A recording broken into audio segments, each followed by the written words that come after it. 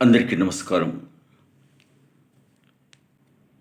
కురుక్షేత్రంలో దుర్యోధనుడు ఓడిన తర్వాత ఆయన ఒక్కరే మిగిలిన సందర్భంలో రాజ్యమంతా మీరే తీసుకోండి, నాకేం అవసరం లేదు, అంతా మీరు ఏలుకోండి అని చెప్పి ఆయన నీళ్ళ గర్భంలో దాక్కున్నప్పుడు ఆ శ్రీకృష్ణ పరమాత్ముడు దుర్యోధనుడి బయటకు రావడానికి ఒక పద్యం పాడతాడు.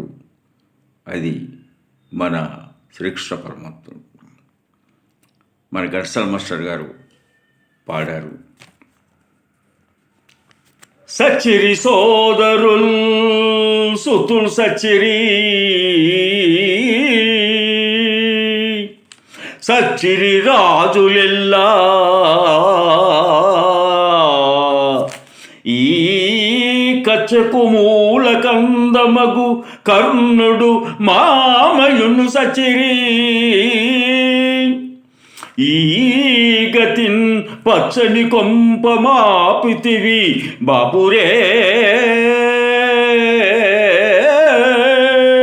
కౌరవనాథ, నీ సగం బిచ్చదా జీవితేచ్చగలరేని బయల్పడుమయ్య గ్రక్కురన్.